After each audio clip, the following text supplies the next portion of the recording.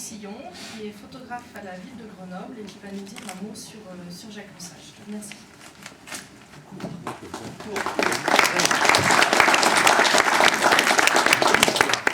Bon, moi je vais faire court parce que je suis pas quelqu'un. Je suis plutôt habitué à être de l'autre côté et à faire les photos de ceux qui sont à la tribune plutôt que d'être à la tribune. Bon, je voulais savoir d'abord pourquoi avoir choisi de faire cette réception au Club de la Presse et non pas dans les salons de la préfecture, par exemple, comme c'est souvent le cas pour les remises de médailles. Ben, je suppose que Jacques, c'est parce que tu es passionnément attaché au métier de la presse et que le club est le lieu d'excellence où peuvent se retrouver les gens de communication et des métiers du journalisme. D'ailleurs, tu es officiellement le doyen du club depuis le mois de mai 2010. Hélas, il l'était déjà il y a quelque temps. Bon, je ne vais pas faire l'historique de toute ta carrière. Peut-être que Jean Balestas le fera mieux que moi. Là, je m'attends à tout, là. Ouais. Mais je voudrais dire qu'en tant que photographe, je ne peux qu'apprécier quelqu'un qui a commencé sa carrière comme photographe et qui l'a fini comme photographe. J'ai eu entre les mains quelques tirages photos des photos de la libération de Grenoble. Un reportage qui a dû te marquer. Malheureusement, tu as un peu mal tourné puisque tu es passé à l'image animée.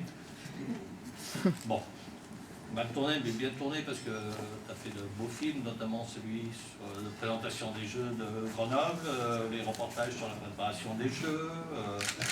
Bon, comme producteur, celui sur le gouffre berger. Bon. Après, tu es même devenu patron de presse, avec le Publiable. Bon, et finalement, tu fais un retour aux vraies valeurs, celle de la photo, argentique,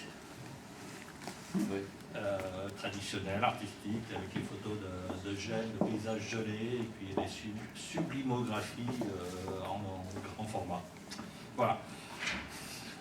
Argentique, ce qui montre que dans notre monde numérique, tu restes toi constant dans une façon traditionnelle de travailler, qui montre que toute ta carrière est vraiment cohérente. Je retrouve les fondamentaux. Voilà. Toujours utile aussi. Voilà, merci. Merci Jacques. Le club est vraiment particulièrement content que cette opération se passe ici. C'est vrai. Merci beaucoup.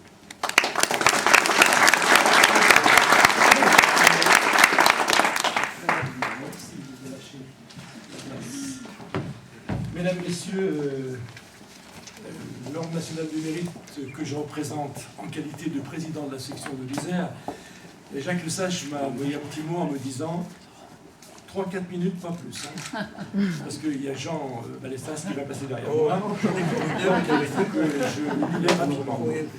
Parler de l'Ordre national du mérite, oui, on pourrait dire, il y a beaucoup de choses à dire. Il y a simplement un petit détail que pour faire court, justement, je ne parlerai en tout et pour tout que de la couleur du ruban de la médaille. Il y a un petit mystère à connaître, plus facile pour moi de m'expliquer là-dessus, ça risque d'être plus original que ce qu'on aurait pu vous raconter. Alors, un petit peu d'histoire de France, évidemment, est nécessaire pour suivre. Louis XV, donc vous savez qu'il était l'arrière-petit-fils de Louis XIV. Il avait créé en 1757 une médaille qu'il appelait déjà le mérite militaire et qu'il destinait à être remis à des militaires qui avaient accompli des faits d'armes et qui étaient la plupart du temps de nombreux étrangers qui servaient sous la bannière du roi de France. Il avait décidé que la couleur de cette médaille, qui s'appelle mérite, serait de couleur bleue. C'était la première étape de la couleur. Et par opposition, ou par comparaison, à une autre médaille qui existait, qui s'appelait l'Ordre de Saint-Louis, que Louis XIV avait créé en 1693. Donc, c'était la seule médaille existante. Et donc, à l'époque, il y a eu deux médailles. Comme vous le savez, ou comme on peut l'imaginer, ces deux couleurs cohabitaient.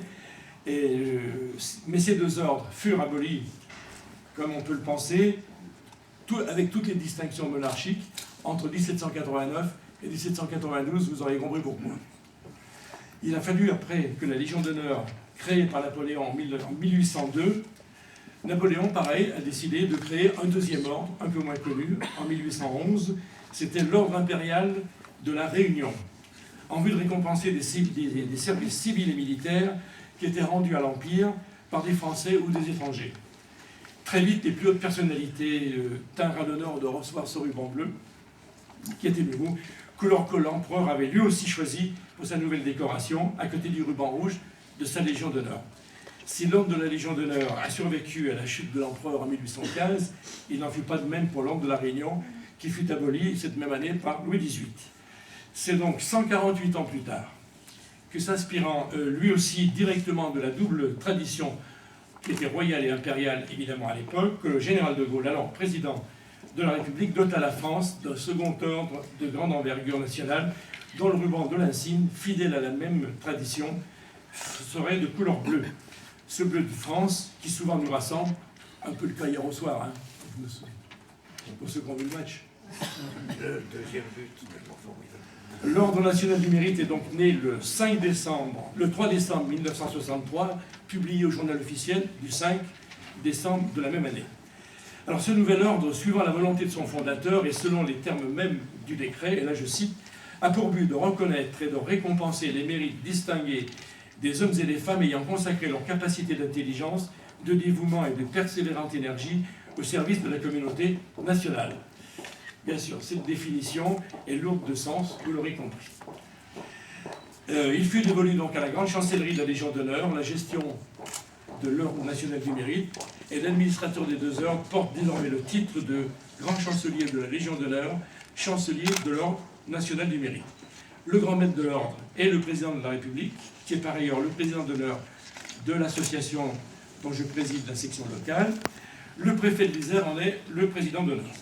Il faut savoir qu'en raison de leurs fonctions et de leurs responsabilités, sont admis de droit dans l'ordre national du mérite, avec la dignité de Grand Croix, le président de la République et le grand chancelier. Le Premier ministre de la France reçoit cette même distinction après 6 mois de fonction à la tête du gouvernement. Quand vous regardez la télévision, vous verrez le Premier ministre actuel et l'ancien Premier ministre, ministre des Affaires étrangères, ont à la boutonnière ce petit bouton bleu sur fond blanc. Vous regardez maintenant, je vous l'ai rappelé. C'est donc un grand honneur que d'appartenir à un ordre de cette envergure, honneur que partageaient au 31 décembre 2013 191 000 citoyens, représentant un peu moins de 3% de la population. Recevoir la croix de l'Ordre national du mérite n'est pas une fin en soi, mais seulement le début d'un engagement au service de la nation. Jacques Lesage, à mon sens, n'est plus, nous le savons, au début de son engagement. Ce qui va être dit sur lui tout à l'heure, avec l'éloquence que j'imagine de Jean Balestas, On ne dit pas des choses comme ça. ne m'autorise pas maintenant à en ajouter ou en rajouter. Je ne pourrais que m'associer à cet hommage qui est rendu à ce compagnon, ce que je fais bien volontiers au nom de ceux que je représente, associant aussi les membres de mon bureau, que ce soit mon trésorier général Jean-Claude Lac, le secrétaire général Jacques Brunet-Poulin, notre responsable de la presse, Jacques Bernard, ami intime, bien sûr, et je n'oubliais pas évidemment Jean Balestas, qui est membre de notre bureau aussi. Merci, messieurs, dames, de m'avoir écouté, peut-être d'avoir entendu quelque chose de nouveau pour vous. Voilà.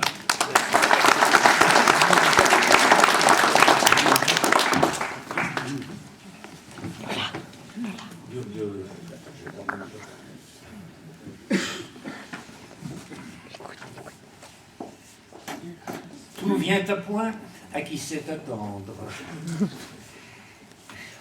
Le temps a passé sur le pont de Pierre et sous les cailloux du Drac, mais il a donné le pouvoir excellent de se grouper autour de toi aujourd'hui.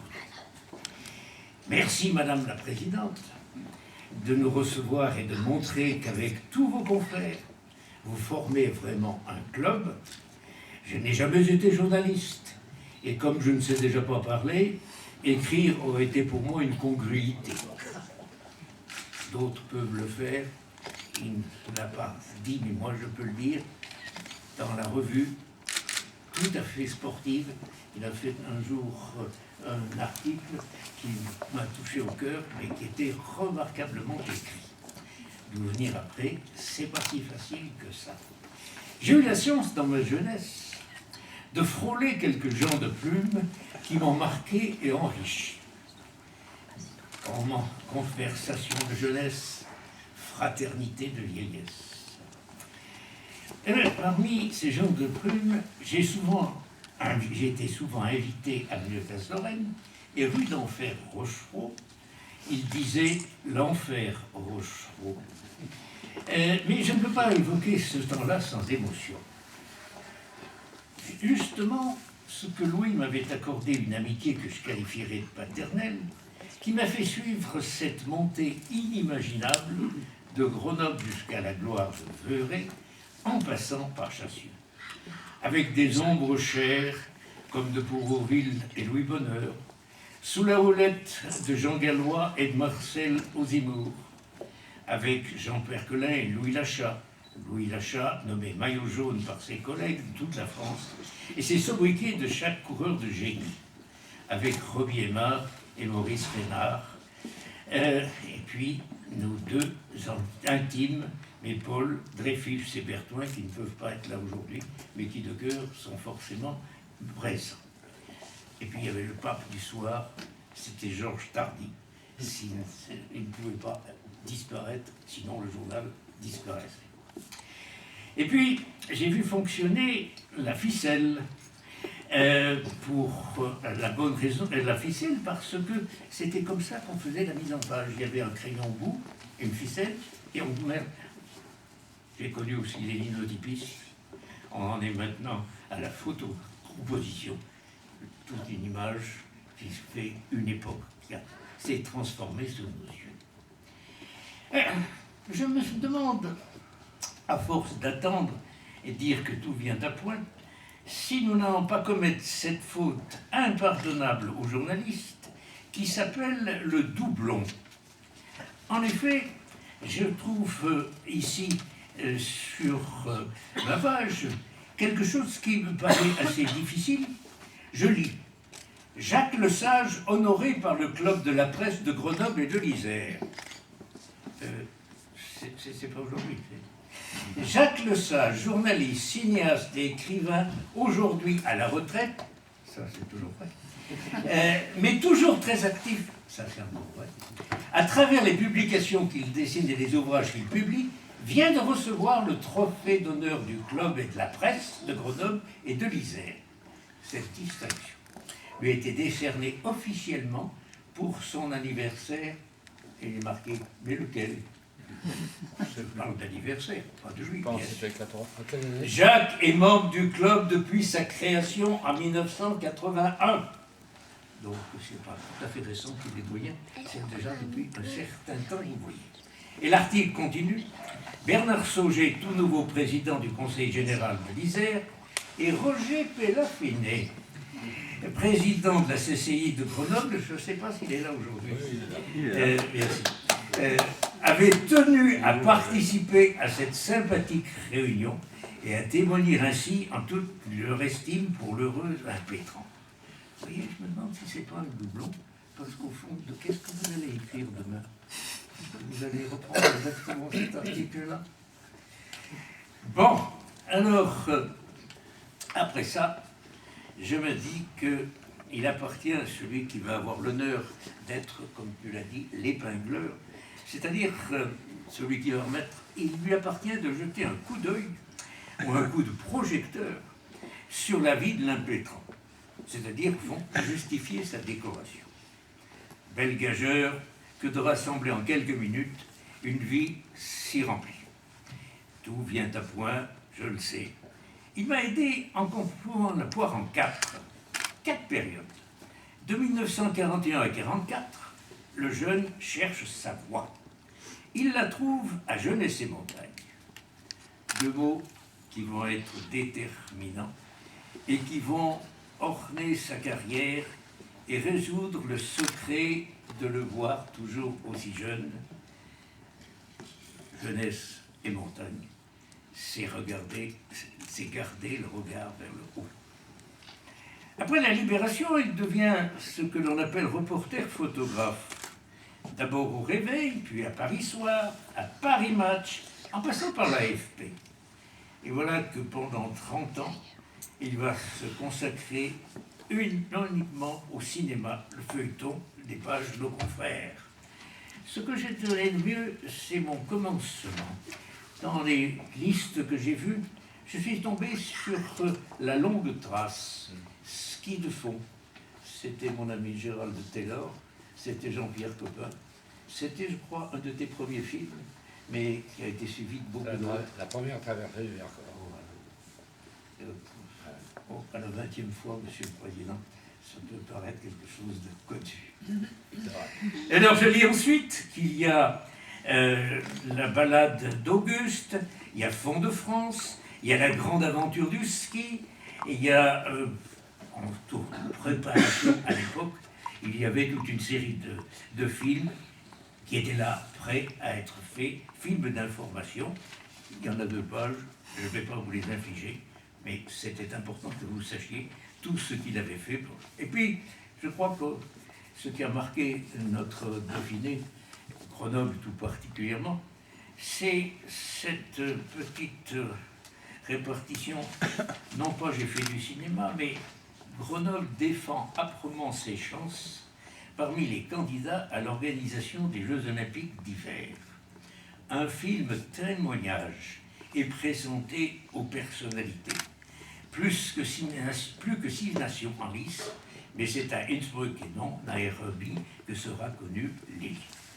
Et vous voyez, première victorieuse, Vaincre à Grenoble, le film pré-olympique de Jacques Lesage, à l'Ariel, chaleureux hommage de tout Grenoble à Jacques Lesage pour son dernier film sur la préparation des Jeux. Je crois que ça paraît facile d'entrer dans l'histoire, mais partir de Jeunesse et Montagne pour arriver à être connu, non seulement dans toute la France, mais même à l'extérieur, car tout le monde a été passionné par ces Jeux Olympiques de Grenoble. Le film avait préparé la réussite, et cette réussite était due à Jacques Lesage. Alors qu'il y a eu d'autres publications, c'est sûr, la presse c'est quelque chose de particulier et qu'on peut respecter, mais qu'est-ce que c'est? Ça s'appelle parfois pisser de la copie, c'est ça? Qu'est-ce qu'il y en a beaucoup, et moi j'avoue que je suis un peu impressionné par tout ce qu'on est capable d'écrire. Bon, ce qui est sûr, c'est que cette production récente, jusqu'à Vaincre à Grenoble, est quelque chose qui a marqué ta vie, mais qui nous a tous fait rêver. Puis vers les années d'écriture, Mairie Magazine, le journal de l'association des maires et adjoints du département, ça s'arrachait chaque semaine. La meilleure façon d'imposer une idée aux autres, c'est de leur faire croire qu'elle vient d'eux. Il écrivait aussi, mais il ne manquait pas de suivre les événements, c'est l'heure des rappels. Par exemple, le jour du 26 juin 1992, 500 ans après la première ascension du Mont Écuine. Ce jour-là, il tombait des cordes. Il me semblait que pour l'alpinisme, c'était quelque chose qui était obligatoire. Il avait pourtant mobilisé toutes les autorités, et les courageux venus au rassemblement ont dégusté une soupe à l'ancienne qui s'appelle, paraît-il, la marmite de Lédiguière. Ils en gardent tous un souvenir ému.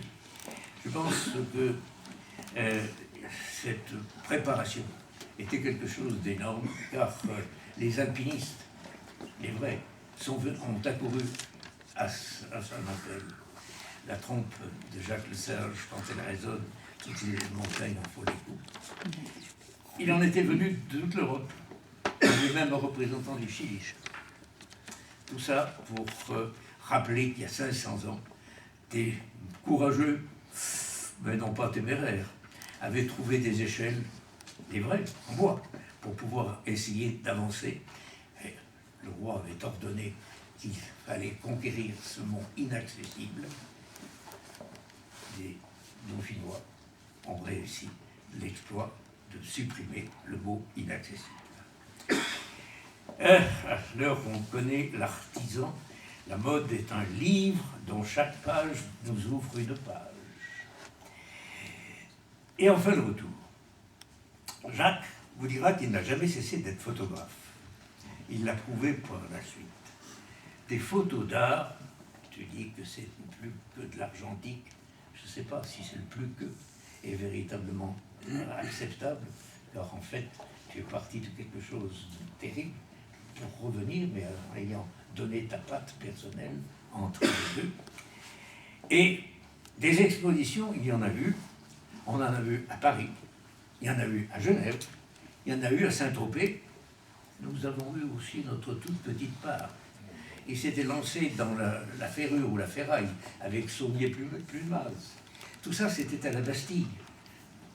Tout le monde se précipitait à son exposition à la Bastille. Puis il y avait chez Cupillard. C'était au fond une explosion.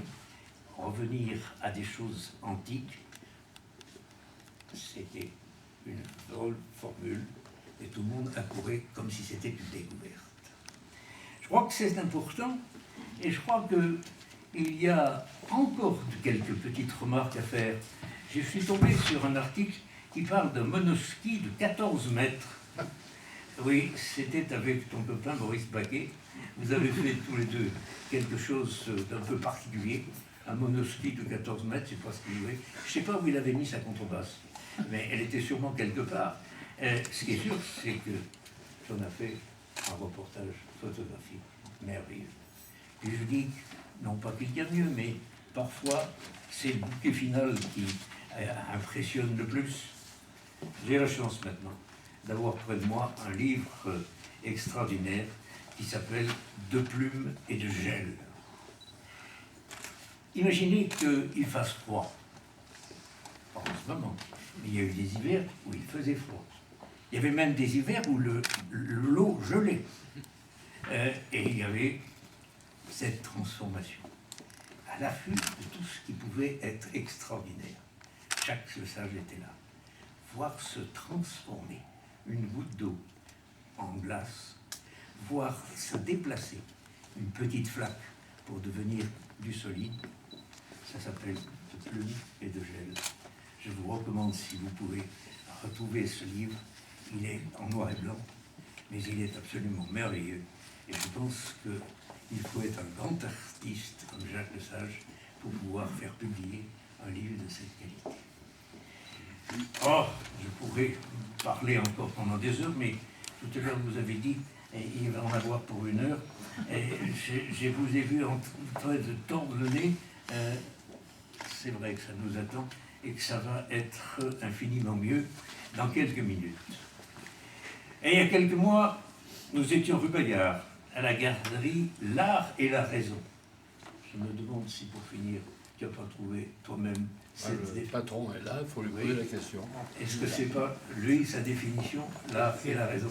C'est donc bien chez vous qu'il est allé, il y a si peu de temps, c'était... Mais c'est pas sa dernière exposition, c'est la dernière, la plus récente. C'est pas dit que ce soit fini, bien au contraire. Je songe, en terminant, à cet aphorisme. Fais attention à ce que tu demandes à la vie. Elle va te le donner.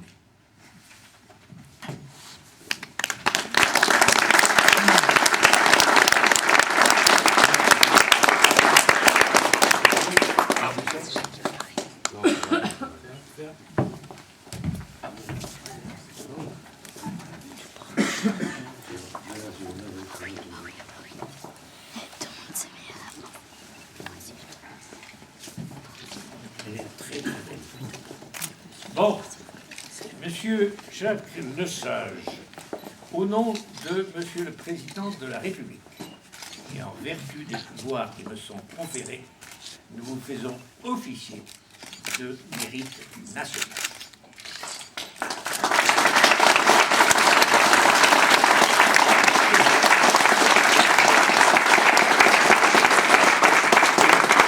Il a été dit que je vous donnais une accolade.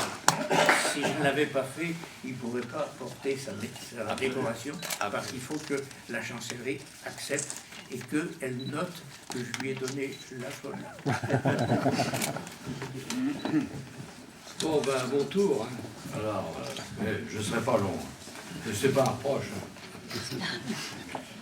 Bon, mesdames, mesdemoiselles, messieurs, mes amis, content, je suis content, et même très content, ou que je suis content.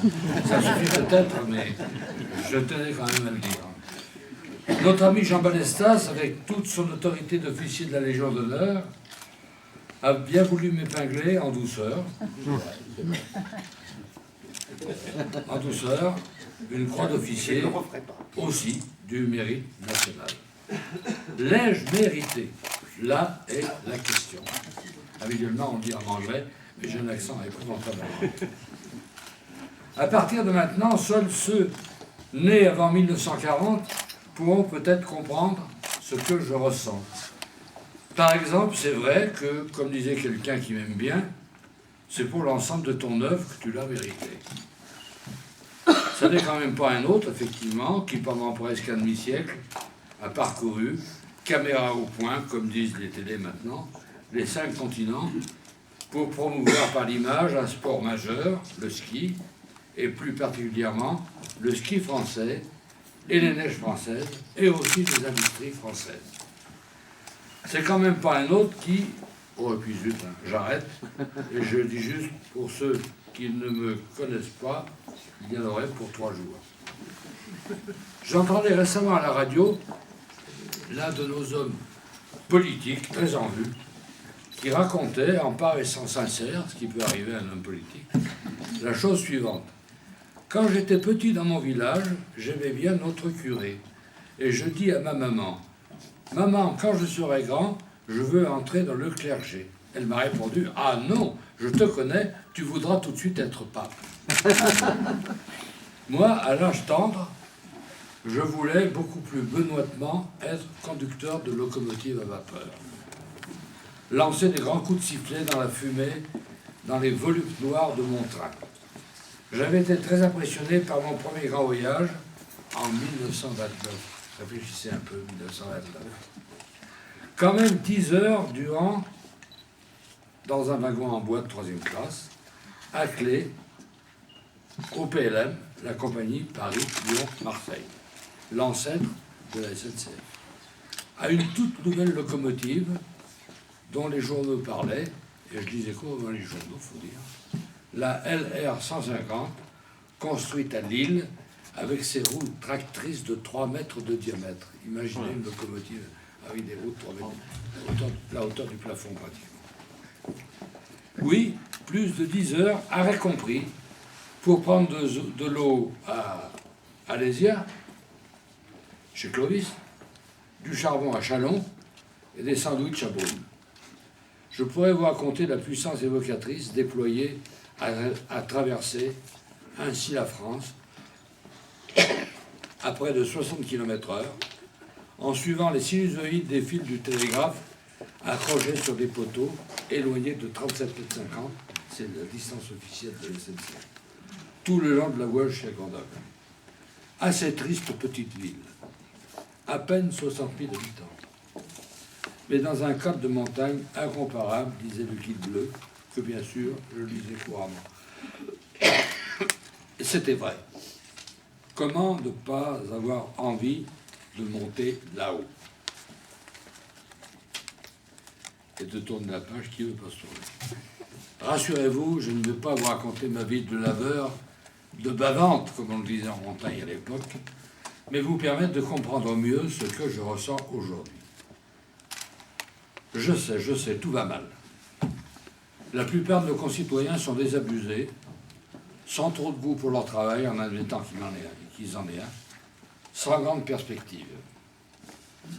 Je suis ni dans la politique, ni dans l'optimisme à tout craint, mais non d'un petit bonhomme, nous sommes la France, une nation, je dirais, au bord arrondi comme les galets de nos plages, une vieille nation, heureusement dotée de paysages magnifiques, d'intelligence éveillée, quoi qu'on en dise parfois. Malheureusement, nous sommes englués dans des marais administratifs dont nous gardons jalousement le secret, qui en partie nous paralysent. Il faudrait bien qu'un jour quelqu'un ait du courage. Mais notre capacité de résistance, avec un R majuscule, Aux erreurs, nous l'avons prouvé, et pas qu'un peu. Donc, nous tous, gardons confiance en l'avenir. Mais celui-ci, cet avenir, c'est aussi à nous et à vous, les jeunes, de le construire.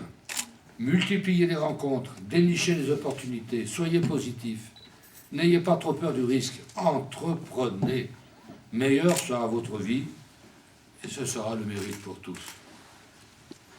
Merci à notre club, qui lui positive en permanence.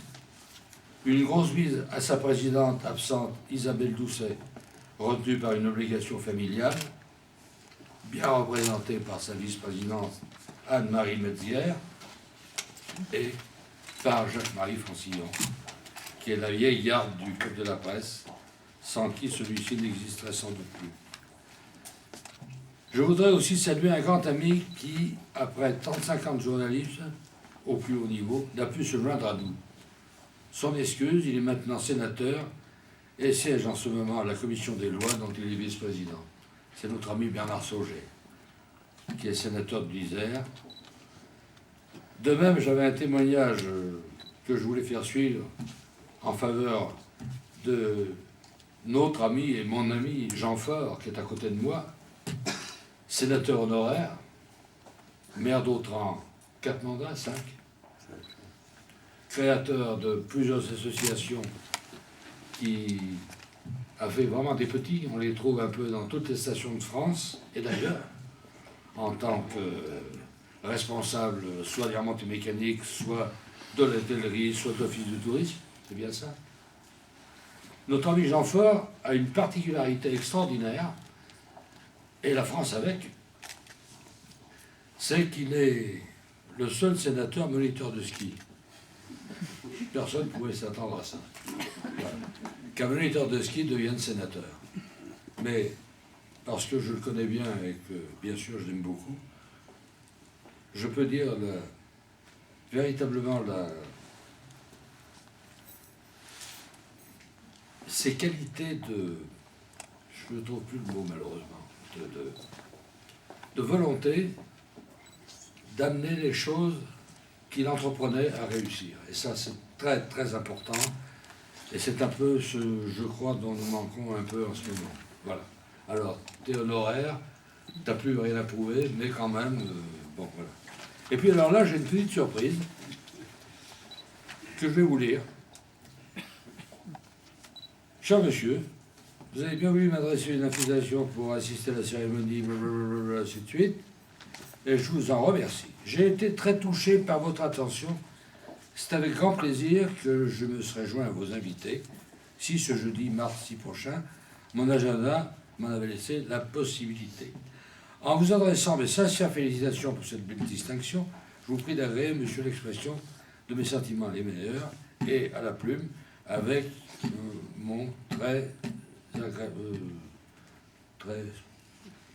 cher souvenir, enfin, avec mon grand souvenir. Et c'est signé, je vous le donne en 1000, du premier président de la Cour des comptes, qui s'appelle Lydio Migaud, et qui est notre ancien député de la région où j'habite avec mon épouse, le Triel. Voilà. Et j'ai beaucoup apprécié, je dois dire, parce que je lui avais envoyé par politesse et il a vraiment été très très simple. Alors, qu'est-ce que je peux dire encore? Plus grand-chose. Je vais terminer. Vous dire combien je suis reconnaissant au Club de la Presse. Premièrement, de m'avoir installé doyen, ce qui m'a donné l'occasion d'avoir un très beau fauteuil. La canne, c'est venu après. Et qui surtout m'a permis d'être mieux connu de tous les adhérents actuels qui ont la chance d'être jeunes et, comme je l'ai dit tout à l'heure, doivent construire l'avenir. Et ça, j'y compte beaucoup. Je voudrais, si j'avais, disons, laissé une mini trace quelque part, j'aimerais que cette recherche de l'opportunité, cette passion d'entreprendre, ça ne veut pas dire qu'il faut tous monter une entreprise, c'est pas ce que je veux dire, ce ne serait pas possible. Mais cette passion d'entreprendre, elle se retrouve à beaucoup de niveaux. Voilà. Même dans le niveau de la vie de famille. Donc j'espère que notre club de la presse, modeste, mais très bien dirigé depuis longtemps, continuera à former des bons journalistes pour commencer, ou des bons communicants pour les médias, mais en tout cas fera une œuvre utile. Je vous remercie de votre attention.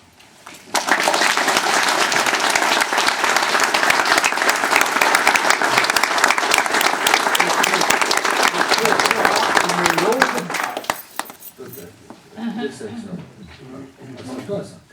Ah ben ça, je prends l'étui. Remettre ta médaille. Ah, j'enlève?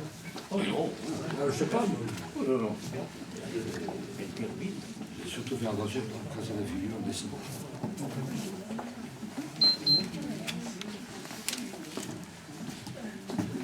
Et puis bien sûr, le buffet vous attend